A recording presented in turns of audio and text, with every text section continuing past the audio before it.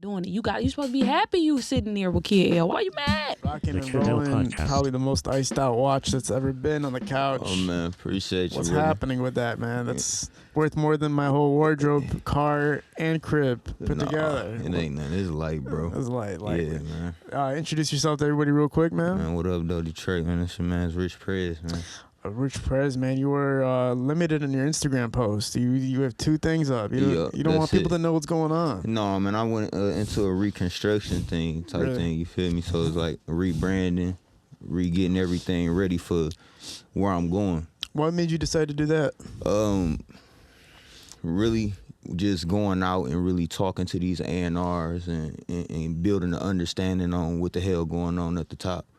And I had to go back and go into construction and get stuff situated for me and my people. Now, A&Rs, obviously, they run labels. They help labels. They do a lot of communication. Now, what A&Rs, you don't have to name them specifically, but how did you get in contact with them, and how did you know you needed to talk to an A&R? With my management, they have people, you know what I'm saying, which I'm starting to go to, but I also get up out of here, bro. I get on the plane real fast. Get on the plane. They got showcases that they do to where, you know what I'm saying, you win a showcase, you get a chance to kick it with these guys, or they be doing certain type of meetings. This is about you getting there. So if you win a showcase, you get to talk to Absolutely. You get to talk to them and yes, stuff? absolutely. That's part of like the whole... And some people will really walk up to you in the middle of a show and be like, hey, bro, you know, talk to me, or here go my card, or what's your Instagram, and a lot of that shit from Instagram, too. You'd be surprised. So are some of these shows that you're performing at, are they considered kind of scouting artists? Basically. That's Really? basically what it is, yep. It's like a Shark Tank, but for rappers. Yep, basically. That's wild. Fight to the finish. How do you usually place in these competitions? Man, I do well when I decide to do them. But, you know, for me, I stopped really performing like that because it was kind of like I seen what it was about. You know what I'm saying? I know I need to get out here and put some footwork in. Yeah, because some of them are like marketing strategies and just like they just make money off you, right? Facts. Like you pay them $1,000 to perform, and then all of a Facts. sudden they have 20 artists that paid to perform, and they brought in 500 of their friends, and it's just like they're just making a bunch of money off you. But sometimes it is useful though, because you never know you can run into. Facts. And sometimes people are watching like, fuck, I know you paid people pay to be here, but I'm still gonna look out. I'm still gonna find somebody. So, in your circumstance right now, you're reconstructing, you're redeveloping. You had songs that average 10, 14, 15, 20. Like you've done numbers before. Facts. And it's hard for anybody to consistently do those numbers. So it means you have a fan base that's really tuned in. It's getting there. And what happened with that was me really just pushing my music outside of the city.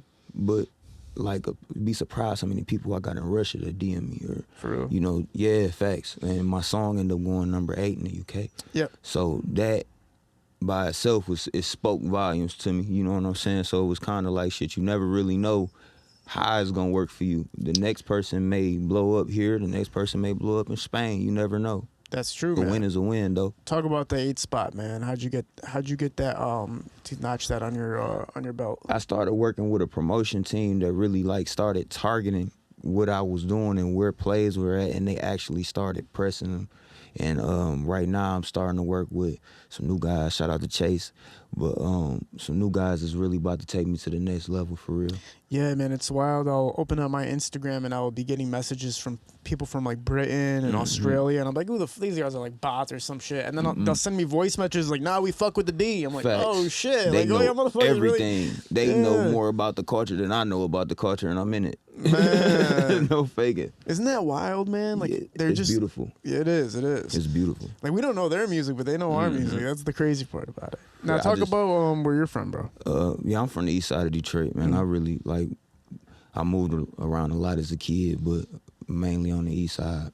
Did you know you were gonna get involved in music growing up? No, I'd never really liked music like that, to where it was because I was seeing more of like the things that was happening outside for me. I didn't really care about the music.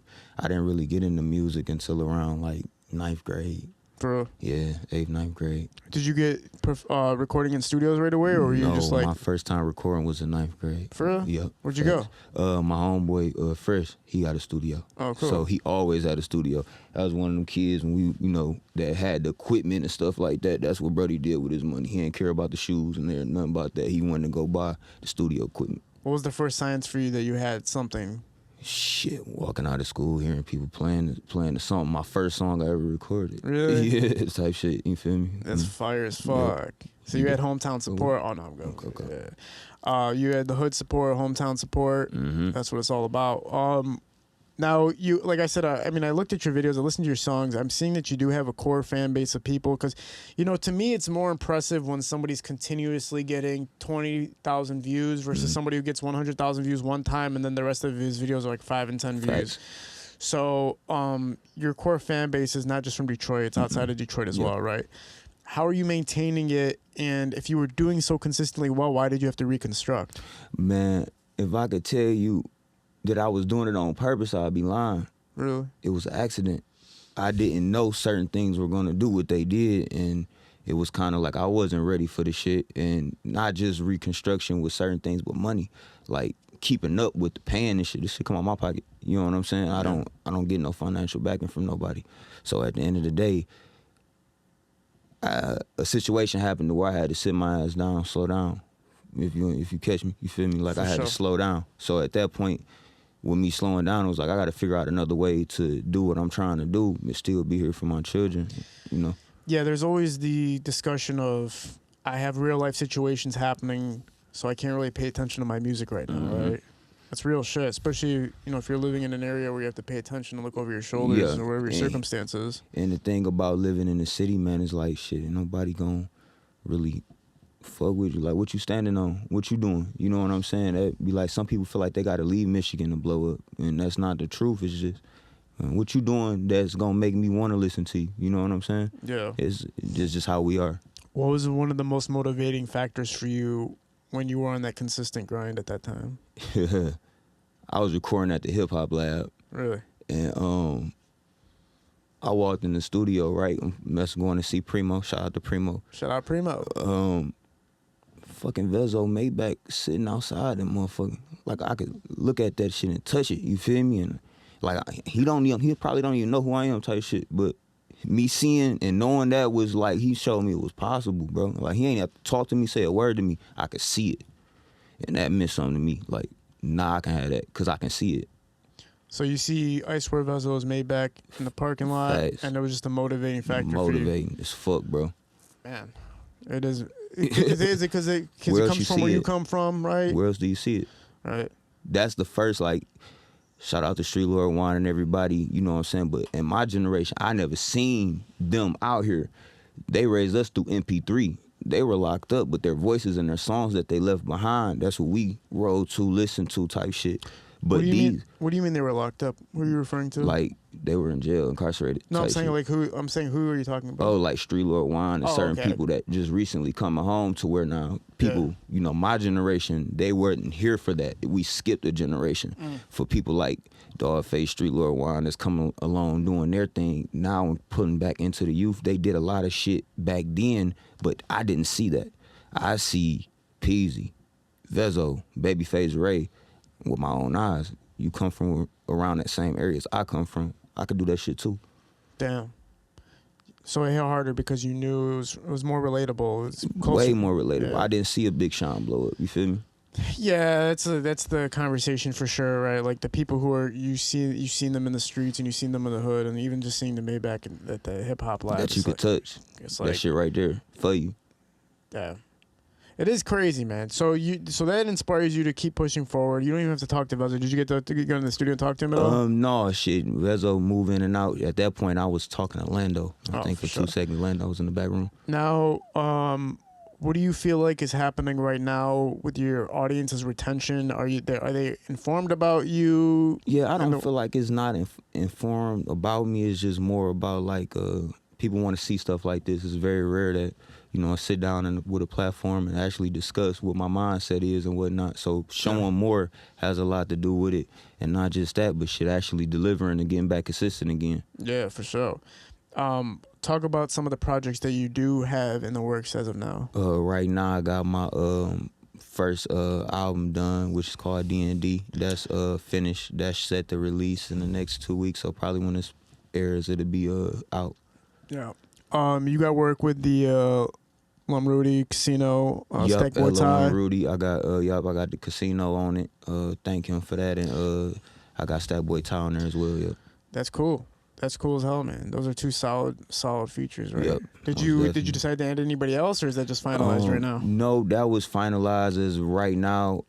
It's other artists that I want to work with, but I'll get to that eventually. Talk about this track you got out 3 a.m. in Tampa, man. Yeah, I've been back and forth in Tampa a lot lately, but they love, that's just like a home away from home type Steve, you feel me? Yeah. So what's up with Tampa? What makes it a home away from home? Man, it's just the party life. Just, you know what I'm saying, just being able to go there and wind down, ease your mind, get back here, get back to work, you feel me? Is it like New Orleans type shit? Nah, they got a place down there, I think it's a little section that look just like New Orleans, where all the clubs and shit at, but it ain't like that though. Oh, cool. Yeah, different. Florida for sure. Now, with you being in Detroit and trying to really push your music, what have been the biggest hurdles for you? Now, you said that you don't really have a big homie or anybody putting a bag behind you, so obviously that's going to be a hurdle, but are there any other factors that make it harder to get on the rise in Detroit? No, man. I feel like, shoot, we just not starting to get to the point to where somebody can look back for you and put their hand out. Everybody was busy grinding, so shit, I don't feel no way about it. I just got to do what I got to do. Right. As far as the Detroit music scene's concerned as a whole for you, though, do you like the trajectory that it's going in as far as the type of music that's being put out? I love it. This is the first time people seeing the real Detroit, bro. Really? I love it. When do you think that exposure really started for people to see the real side of Detroit? Shoot, it started a minute ago, bro. Cause I could remember being a kid watching Young Buck fly down the street on a motorcycle. Like, so people was here. Like, it just was to the point everybody disappeared for a minute, and thank God Peasy and Vezo and them picked them pieces up and rebranched it. The same people fucking with them been fucking with the city, Jim Jones. Shit, before my time, I hear my people say it all the time, but E40 too. Like, he was a big, they fuck with the city, bro. Always have. Yeah, for sure. E40 is always tapping them. Bro. Yeah. With you pushing and really getting back into the groove of things, do you care as much about how an artist is being portrayed these days or put out these days, and maybe the mystique factor is lessened so you can just completely be yourself as an artist and still be successful? Like, you don't have to put on any masquerades or anything like that? I'm a big person when it comes to that. I'm big on that shit, bro. Like, standing and being authentic. Yeah. Because I'm one of them people, I don't have a gimmick, you know what I'm saying? I just be myself. But you can save people from going down a wrong path that they don't even really want to go down type shit. Yeah, I'll watch interviews sometimes and see that. I'll be like, man, this rapper is talking two different ways in two different interviews. Yeah, like, that's you can crazy. see this shit right in front of your face. Yeah, that's crazy, bro. Hell no. And I feel like my city is responsible for that, though. I know for a fact, you know what I'm saying, how they gonna treat it when at the end of the day, bro, I gotta walk back in the city. I gotta walk around here. I'll be damned if I'm out to be acting like I'm something I ain't. That is the craziest concept, because Detroit really verifies you and filter. Like, you can't get by with bullshit, basically. Man, in Detroit. you see Dogface, what he got? Fuck nigga 5. Oh my God. Man, who trying to end up in there? They took his Instagram down and shit. I told him, I had a phone call with him for like an hour. I was like, dog, like, they're gonna take your shit down if you keep saying crazy shit on Instagram. He's like, I'm good, trust me, blood. And I was like, I don't know, man. Like, man. I don't think it's gonna work if you keep doing that. Hey, but I like it though, bro. Shit, I think he's the most important person in Detroit with a voice right now, because he's literally the checks and balances for what's going on in Detroit music. Like, you're not gonna get away with that. You're not gonna get away with that. Yeah. Like, we're not doing this no more. It's like Charlamagne Donkey of the day. That's a good point. Yeah. But at the end of the day, the checks and balances of Detroit are a thing that needed to be addressed. I think that it's going to allow for more opportunity for everybody, and for everybody to feel comfortable in trying to pursue a career and not feel afraid. I don't know if people would say they feel afraid, but it's just more what you putting yourself into. Like, you got to mind your business and stay out the way. You know what I'm saying?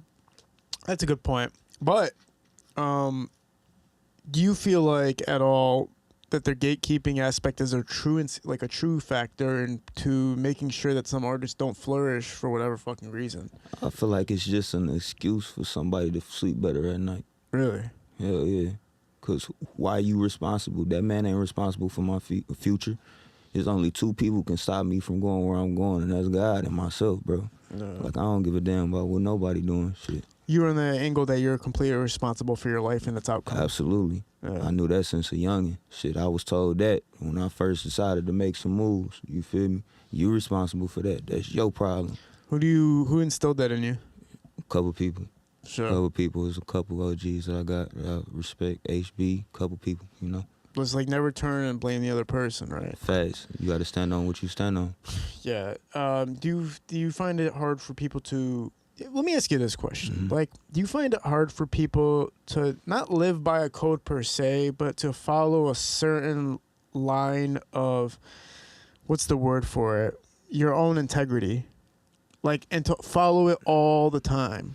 Like, it can't be easy, but I'm like... Following it ain't hard. Just don't be something you know you ain't. You know what I'm saying? Like, if I know for a fact I can't handle this, why am I with it? Why am I doing it? Yeah. You know what I'm saying? Because you got to be ready for the worst of this. You know what I'm saying? And that's what Detroit to teach you. That's why I'm glad that I wouldn't want to be nowhere else, bro. Coming up and making it through. Because if I can make it out this shit, I can make it anywhere, bro. Yeah. What are the biggest glimpses of hope that you've seen from fans or even from other artists that have reached out to you? Like I said, just even people knowing me in Russia and wanting to do music with me and stuff like that, bro. That's crazy. You know what I'm saying? That I ain't never been there, but my voice is. That's my crazy. Voice is taking me places. My body ain't even been. Would you fly out? Yeah, hell yeah. I can't wait to do a show, bro. Like, Russia? as soon as I can get my, some paperwork to start moving out the country, bro, I'm out of here, bro. Yeah. I can't wait. You go out of town often? Yeah, I go out of Tampa? town often, man, but like out of the country shit, that shit about to be new for me because I couldn't move for a minute. But nah, bro, it's on. I can't wait. Yeah. Where's the first place you're going to go? Colombia. The bitches? Yeah, nah, I ain't gonna say for that. But just living. Not just that though, but it's just the scenery, bro. Being somewhere chilling, shit, doing it big out there too. I'm pretty sure they club life crazy. I mean, my friends went to Colombia and I heard some wicked stories. I heard they have like this area, it's like a red district where it's just a bunch of tents and then each tent has a different woman in it. Shit. And then you just pick which woman's thing you want to go and paying $50 and all of a sudden you're in there. Shit. And I'm like, well, that's fire. And he's like, yeah, I didn't wear a rubber. I was like, what are you talking about? What are you saying to me right now, man? He's a wild boy. You know, they got these things called PrEP pills. Like if you get exposed to AIDS or HIV from somebody, you can take this pill. And if you start taking the pill, it takes away the contraction of HIV. What the fuck? Isn't that crazy? It's like this new thing. They selling that shit for $1 million a pop. No, it's like $3,000 or some shit. Shit. Yeah. But they're doing it. At least like now you know, let's just say you fucked a bitch without a rubber one night, right? And you're freaking out like, I know this bitch got AIDS. Yeah. You take that PrEP pill and all of a sudden you don't got to worry about shit. You got to take it for 30 days though. Love to have a connect on that shit. I'm slinging that through the hood. I'm going to came out with it. Fuck it. How do you, so you have a full family, right? Yeah. How do you balance the work and family balance? Man, that's hard. That's something I'm still learning. I'd be a lie to sit here and say that I got that shit figured out. I don't. For real? For real. But you try. I try, but at the end of the day, it's like when you come from not having shit and then you find a way to create to have shit, it's kind of hard to let it go because in my mind, it's like, shit, what if this shit stopped tomorrow? I want to be prepared for it. So just coming from where I come from, it's just you appreciate shit a little bit more. So that includes that for you, even though it makes things harder, that it's still like a blessing to you at the same time. Facts. Yeah. Because at the end of the day, I'd rather you be tripping about my time than tripping about the bills and the lights is off. Yeah. You know what I'm saying? Like, we don't have those problems. So, shit, whatever you giving me, I can take it. A lot of people don't have total introspect onto what it's like growing up in Detroit. And I think that's the intrigue of it for a lot of outsiders to be like, well, how the fuck are y'all living? Because it seems so crazy on the news, right? Yeah. And when obviously no artist wants to come on a podcast and talk about his upbringing too much in detail because it's almost like you talking about it is like not being relatable to the next man in Detroit because everybody's been through it sounds like, but they don't like talking about it. Yeah. Why is it so? Is it just because it's like the veteran mentality, like the Army veteran mentality, like just talking about it's not cool. Like, what's the aspect of not talking about growing up? That. Some people, I'm pretty sure people talk about it. I mean, you know what I'm saying? It just may not be publicly. You know what I'm saying? Well, on podcasts and stuff, like they walk around it. Like, what do you think the reason is for that? Is it like break a code or something like that? No, I don't know. You know what I'm saying? I ain't, bro. I couldn't tell you. Yeah. I know certain things I'm willing to share. I'm pretty much an open book. I don't be giving a damn for real. Well, yeah, because when you were saying that, like, you finally had the ability to, pay the bills, turn the lights on in the house and everything like that. What was, like, the opposite end of that? Like, where were you at in life where you couldn't afford to do these things? Shit, coming up, I grew up with a single mom. Shit, I was raised by mostly women other than, like, my pops and like my uncles on his side, but on my mama's side, it was just like all women, and that's who I stayed with. So, like, being raised by women in the middle of Detroit, in the east side at all, and like, this ain't you in this shit for real. And them being so tough to be able to produce a man, you feel me? That's where I pretty much feel like most codes and honors and respect. My mama at the time wasn't the most like feminine. Like, I remember falling off the bike, and my mama and I had to go to boxing practice the same day. Half my eyebrow shaved off. Yeah. Scarred my shit. She said, go ahead in there, wipe that up, and take it butt to practice. You know what I'm saying? Most people, moms probably be like, oh, baby, it's okay, it's okay. Like, hell no. You gotta be a man out here, bro. You know where we at? Does it seem like the mothers have to play more of the father role? When she has to do it on her own, yeah. You know what I'm saying? When shit, your pops, you're not seeing them every day. You know what I'm saying? You might see him every weekend, every other weekend, or whenever he come around. But shit, your mama is that in the house at that point. Damn. And it's like crazy that they had to take on that responsibility of basically going against their own biology of being feminine, right? And having to be like more masculine about a situation or whatever. When they're raising young men, yeah. Yeah. You know what I'm saying? But you ever see like the Shawn Wayne's little meme of him going like, I want to see my son? Or he's like, I came here to pick. Yeah. He says, I came here to pick up my son, and then he walks in and he picks up his son, and then he puts his son back down and goes like, I'll be back next week to pick him up again, and he leaves. Hell no! Like, I ain't gonna lie, bro. I got a great father. No, but I'm not comparing. I'm not comparing your situation to that. But like when you guys watch that kind of comedy, they obviously made it for somebody to relate to it, right? So when you watch it, did you watch it and laugh when you seen that scene? Yeah, I watched it and laughed for sure. Because people didn't believe I had a dad. Like, that's how crazy the city was. Like, you ain't got no daddy. Like, what? What you mean I ain't got no daddy? But that was rare. Damn. Yes. I remember being on the bus and the kid told me that shit. Like, you ain't got no daddy. Yeah. Crazy. Yeah, that is wild. What do you do to help balance yourself when you're not paying attention to music and you can take time from the family for a second? Like, what do you do to kind of reacclimate yourself? I'm heavy. I've been in the church a lot lately. Really? Hell yeah. Getting my focus already, like, together type shit. Like, I'm coming for this shit. I ain't gonna lie. I'm hungry as hell. Has church been like a whole life type thing for you, or this is new? I've been in and out of church for a long time, but it was just like, when you done been through enough shit and you tired, like, you gonna make them changes. You feel me? Like, I started making some changes. That's all. So churches, you would give a recommendation as far as like... I do online, bro. I ain't walking in somebody's church every day or something like that. You do church online? When I need it, it's there. Man. I'm not waiting to Sunday or Wednesday to go and talk to no pastor, bro. I need it right now. I'm about to get on YouTube and search up Stephen Furtick or something like that. Oh, so it's not even like a web camera? It can be, but you got so many pastors, TD Jakes, all them putting their stuff online now, bro. How do you confess if you're online? You can talk to God by yourself. We can talk to God right now, bro. You ain't got to wait to go and confess somewhere. I'm pretty sure that the priest has to convert the message to the God or something. Hell no, bro. He ain't nothing special. He just like you and me. For real? Hell yeah. He sin too.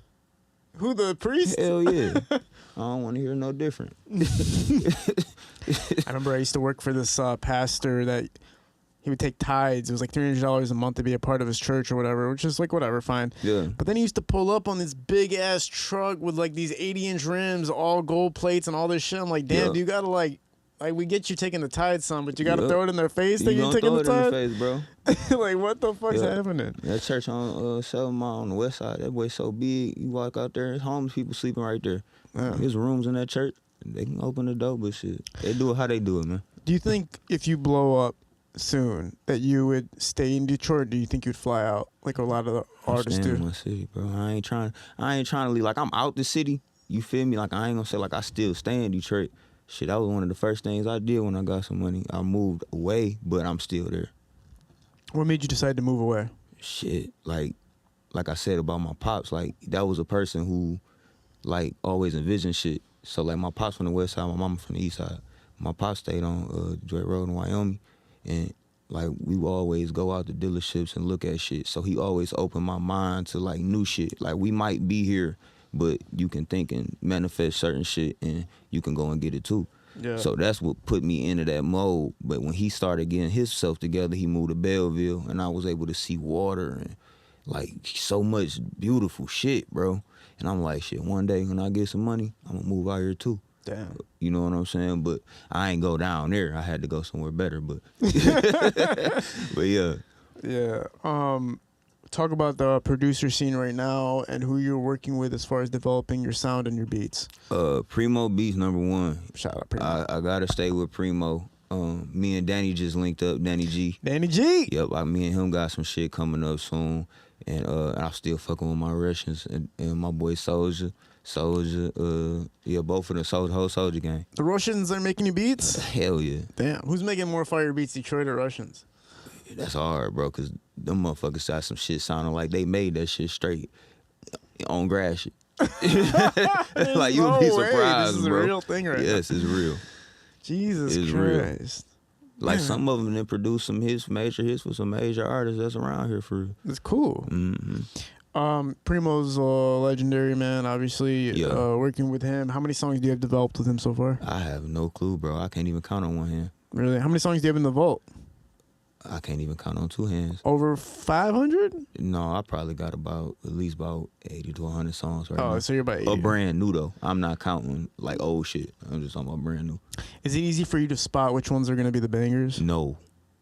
Hell no. You don't know which songs to take off? I got an emotional connection to all my music, bro. Because I write them in different places, or I might be in different spaces of my life sometimes, to where I can go back and listen to it and remember, like, damn, you blessed. You made it out of that, my boy. So when you're going through something, does it help you create the music? And do you go straight to the music if recording? I try to. Sometimes, like, you can't get it out, but I try to. I try to capture each, like, stage where I'm at.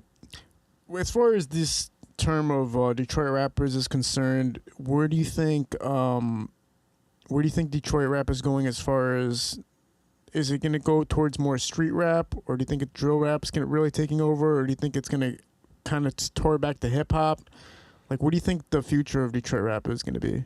It's a new generation coming, and it's not like how it is right now. So you got to get used to, it's a whole new face of Detroit about to come. It's gonna be a little bit of everything. We got dope ass R&B singers that nobody talk about. You know what I'm saying? Like, it's R&B, good ass R&B around here. You got jazz players. You got a little bit of everything, bro. Detroit is a great place. It's full of art. It just needs, people need to get the exposure, right? They just got to keep working. And when I mean working, I don't mean shoot video, go to studio, shoot video, go to studio. Like, take that extra mile and come somebody like you, or go Detroit Rap Daily or something like that. Like, you got to put that money out there. Don't be local either, shit. You got Dirty Glove Bastard in the A. Shit, I'm trying to go there next. You know what I'm saying? Just go and get up out of here. And also live life at the same time, because that give you more stuff to talk about in your music. For sure. Mm-hmm. And it's building the fan bases outside of the city. If you really pay attention, that's what a lot of rappers are really doing, bro. Facts. Once they gather their Detroit fan base, they're gone. They're like, I'm going to go to Atlanta, I'm going to go to LA, I'm going to go to New York, I'm going to do all these platforms, radio stations, showcases, whatever. You just build outside. Facts. That's where your money's really coming from. Yep. Have you been able to see any type of financial success in your artistry? Yeah, now it's getting really more there to where I'm starting to see a little bit. People pay for features and stuff like that to where I'm able to see it. I'm really now just getting myself together to receive the rest of the ends from the streaming and all that other stuff. Like, that was a smoke and mirror for me for a minute. I ain't know how in the hell to do it. It was like rocket science. You got to get somebody to do that shit. It's Not really. You better learn that shit. You think so? Hell yeah. Why would you gonna let somebody do it and then they steal later and then you got to go sue them and then you got to do all that, get it out? No. You can't trust people. Just right? learn it yourself. Yeah, you're right. You can't trust people these days. Yeah. Fuck that. Mm-hmm. When you first started getting into making music, did you have? You said it was kind of like accident, right? Yeah. So, the passion behind it now, like, how did that develop? If it started off by accident? How can I say it, bro? It was more of I've always been in the lifestyle of it. You know what I'm saying? To the point of where it's like I got good with words and I can continue doing what I was doing anyway. You know what I'm saying? I was that kid with the old schools and like type shit. Like, so I could rap about it. You know what I'm saying? I bought my first car at 15. Really? Hell yeah. You didn't even have a license. You No. just driving that. I bitch. drove myself to driver's training. What was the car again? What kind of car? That was only a Mazda at that time. Okay. I had a Mazda 626 first when I was 15. Got rid of that when I was 16. Ended up having an Nissan Altima, switched that and started driving number old schools, Camaros. That was my thing. Camaro SS's, Z28s. So when you pull up to school in a car, Yes, Camaro. motherfuckers, Z28. they got to be going crazy. Like, what Hell the yeah. fuck's happening right now? No faking. That's crazy. And then my guys was getting money at the time. We had the same year Charger on 24s. My childhood, high school life was on steroids. Why? Because of the artistry and because of the money? Yeah, hell, the money, bro. The money? Hell yeah. I was on steroids. I enjoyed it. Like figuratively speaking. Yeah, figuratively. Oh, yeah, figuratively. Yeah. I enjoyed it, bro. Yeah. I was listening to DBC and LOM and shit like that. So it was like, shit, I wanted some Maury's. He wanted the Owl Sign, the Cardis. Like, you know, he had to do it right, bro. The music really influenced the culture to that degree. It's Hell crazy. yeah. Do you think that the culture influenced the music more than the music influenced the culture? I think it's the culture. That's what I think it is, bro. I don't feel like the music just comes along with it, but you got to understand that when you see these guys, bro, the theme song playing in your head when you see them when we in a club or something like that, bro, it's like it's the lifestyle. Yeah. It's the lifestyle. And then Band Gang came in and they were all about snatching buffs. Like, it was wild, right? They was on what they was on. They twisted it up. Like, all right, and we're taking a different direction with this shit completely. Yep. Right? Yep. What do you think the most important era or relatable era for Detroit music was? Say that again. What do you think the most relatable era for Detroit music was, as far as like what really hit home to the streets consistently for a period of time? It depends on what era you was in, because I got people in my uncles in them generation who gonna say their era was the best, and they love Stretch Money and stuff like that, bro, but I didn't see none of that, so I don't know. I can only tell you about my generation, and if that's the case, then shit, I gotta give it to Team Eastside. I know them people I first seen, and them at LOM, that was the first people I really seen. I wasn't on the West Side, so I didn't see like Doughboys and them. Yeah. Yeah. That actually works like that? Like, the difference in where you grow up is the difference in where you can hear music? Or is it just the generation? It depends on how you are. So, like I said, I got my first car at 15, bro. So, I'm everywhere. You know what I'm saying? So, I wasn't just stuck on the east side. Like, I was going wherever the fuck I felt like going. You know what I'm saying? Where was the first place you went with your car? Inkster. Why? A strip club? No, Inkster, just family. Just family. Why'd I go straight to the Inkster. strip club? Hell yeah, I went to Inkster. What if they got that flight club over there? Man, no, hell no. Ain't nobody in no damn Fight Club. Fight Club is legend. You never been there? No, hell no. I went to Crazy Horse more than I heard went Fight there. Club has like a little bit of, well, you know, they have some issues. Like, Yeah, you know, it's I hard to don't get know. in that bitch. I don't know. I know for a fact when I was coming up, Crazy Horse was that spot everybody wanted to be Yeah, at. Crazy Horse. Yeah, I always hear about Crazy Horse. Yeah. Right now, are you still going to continue? I know you said the showcases and everything, like you kind of feel like it kind of burnt out a little bit, but are you going to get back into it at all? I'm going to get back when the opportunity presents, as good opportunities present themselves, then I'm doing it. But if it's not worth it, I'm not doing it, because I can put that money in what I'm going to spend for that night in the marketing Yeah. promotion. You know what I'm saying? What do you see like in response and comments when you do promote on platforms? It's all great. I get good feedback, bro. I can't even cap it. For real? Mm-hmm. Do you find ways to communicate with the people that are supporting your music, or do you find it just easy for them? They just follow you and just start? I'm learning how to do that. So that's why I say about the reconstruction. Like, I'm learning how to be a people's person, for real. Damn. Yeah, because I don't like talking to people. We are doing a podcast. Yeah, but that's why I'm saying reconstruction. You feel me? Like, I got to understand what is to be an artist. You know what I'm saying? No, absolutely. Most people will still be like, I ain't gonna say shit. Some comes a certain point though where you need like a manager to do it for you. I know you said do it on your own, but like if the manager's the one who facilitates conversations, you don't want to have to fucking deal with it. It's like that's when a manager or PR comes into play. Facts. But sometimes, like, no matter who I got with me or behind me, I'ma always put my touch on it because I gotta see it. Yeah. You know what I'm saying? Once we're straight, once I see we straight, we straight. You know what I'm saying? It's just more of trying to build something with someone versus them building it for you. So if they hand you a contract, you're gonna learn what the hell the contract says fully. You're not gonna just trust somebody else to tell you what the contract says. So many people that went before me and made that mistake. So why would I do the same thing they did? Yeah. Just to be back here with wearing chains and jewelry and can't go nowhere. My hell God. No. Everybody falls into that trap eventually. And everybody know you. And you're known for having some money. Oh, you that rapper? Oh, yeah. Man. No. You want to announce any of your projects coming out? Yup, D&D on the way. Like I said, it's out now. Go and grab that. Rixh Prez on all platforms, social media, everything. Get ready for Like Me featuring Stackboy Ty and Politics featuring LO and Rudy. For sure. Appreciate you being a part of this. It was a cool ass talk, man. Thanks for breaking down your process and the reemergence of what you have coming for everybody, man. Look forward to seeing what you do. I'm gonna actually tune back into the tracks you have released tonight. Check those out and just see what happens with the new stuff you drop. Oh yeah, bro. It's about to be a big difference.